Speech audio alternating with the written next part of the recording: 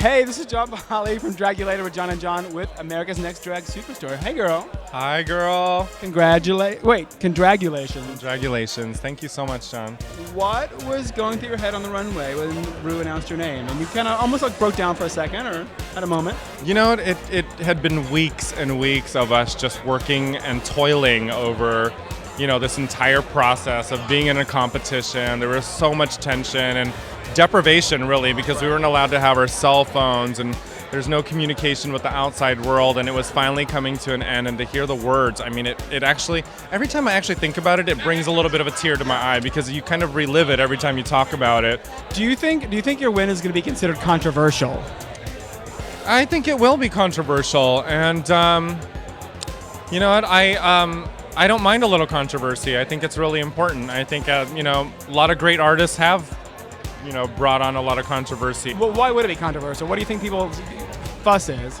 I think a lot of the big argument has been that I was too seasoned to be on this season, and the rules never said that we had to be beginners at all. There's nothing that said that America's Next Drag Superstar had to be someone who had come from complete obscurity. I've worked very hard at what I do. I've been a makeup artist for a very long time, but I've been a drag queen and a performer longer than I've been a makeup artist. And this was finally my chance and my opportunity through the show and through the process of a competition for me to greatly showcase what I do as an artist. And that it's my proud moment. And if anyone has any problems with it, then they're just going to have to deal with me.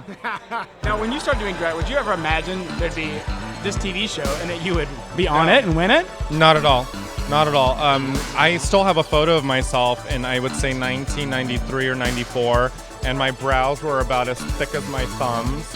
Very Brooke Shields. Yes, they were very Brooke Shields, and I had drawn them in because I really wanted to have that Madonna look, and it was just such the beginnings of something.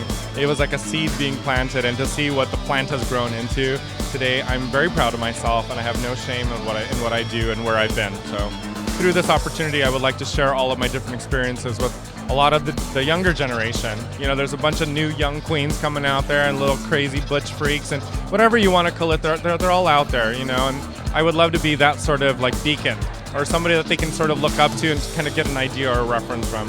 Speaking of which, you guys visited the center, the Gay and Lesbian Center here in New York, and you visited kids today. What was that like?